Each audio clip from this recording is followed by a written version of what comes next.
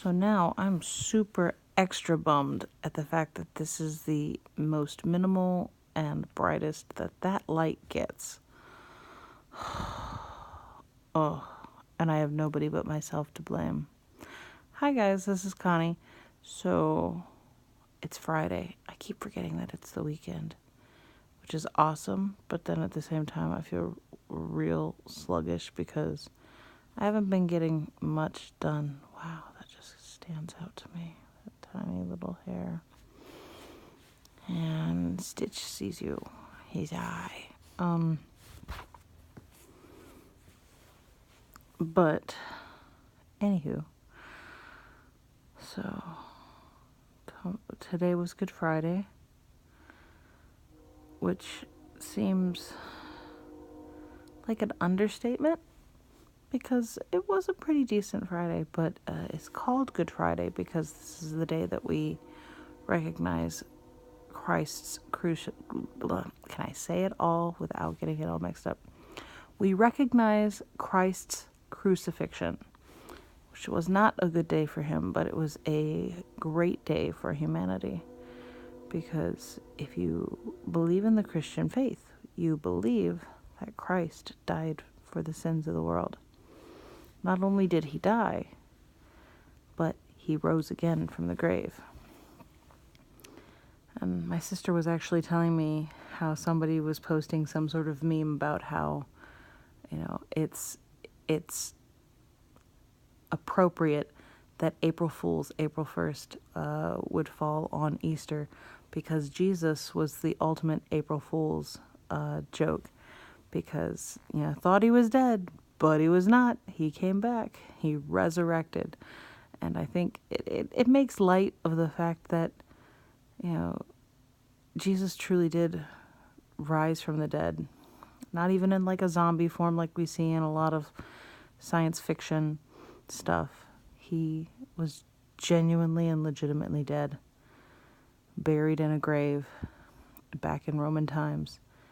And 3 days later, he could not be found there. He was found alive among people for months, at least 2 months, maybe longer. He was alive for a very long time, and then he ascended to heaven, not having to die again. And it almost seems like a fairy tale when it's said that way, but once upon a time, there were people living here 2,000 years ago who saw Christ, who saw him walk among people, eat food after his crucifixion and resurrection. Like, people saw this. This was an actual fact. And we kind of just shrug it off as another calendar holiday sometimes, which is not the case. I think it's important to remember because that's the basis of Christian faith. There's no point in living a life following the teachings of Jesus if you don't believe that there was power in what he said and did. There's no life in Christianity without the resurrection of Jesus.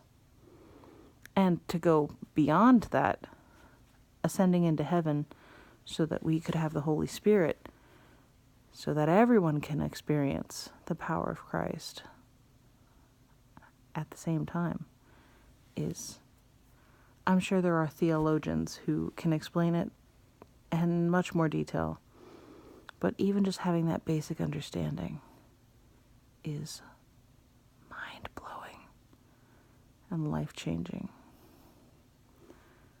And I got sick and frustrated about a lot of little things and therefore did not feel very productive today. But I was highly passionate about Pokemon Go, which seems so small in comparison to everything that God does for us and allows us to learn in his patient ways. And yes, I was incredibly excited that we have quests, but it now makes me hyper vigilant to the fact that I want to play Pokemon Go all the time. And it makes me wish that there was something, and there are several things that I can do when it comes to my faith to be that excited and that exuberant about something that you just want to share it with everyone. And it's almost, after a certain amount of time, you almost have to think about it in order to practice that excitement, because after a while things get familiar. Kind of like with marriage. It's very easy to fall into a rut. It's very easy to kind of get caught up in, oh, it's just another day.